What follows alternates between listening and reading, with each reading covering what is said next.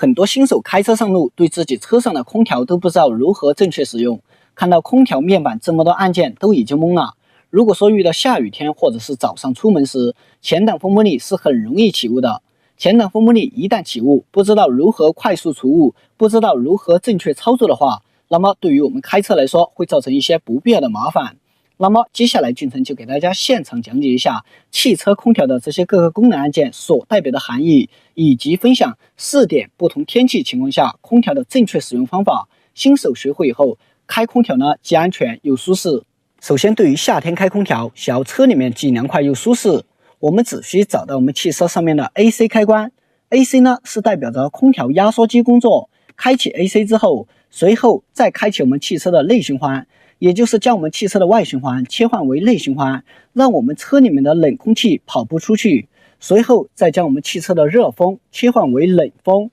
风量呢稍微调大那么一点点。随后再将我们的风向调节往下吹，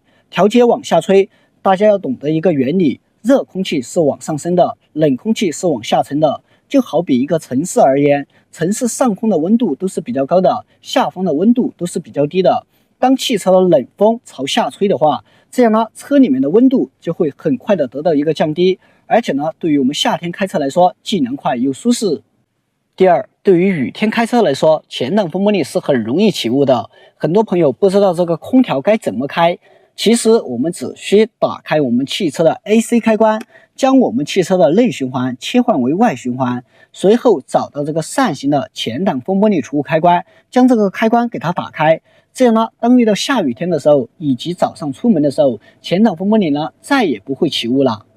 第三，很多新手在跑高速的时候总是爱犯困，其实这是由于你空调的内外循环没有用对。如果说跑高速只开启这个内循环的话，那么车里面就会产生很多的二氧化碳。这样呢，当我们在跑高速的过程中，车里面的人员就会感觉犯困。其实跑高速我们要每隔半个小时将我们的空调内循环切换为外循环，这样呢，当我们跑高速的时候，也能够减少犯困，减少疲劳。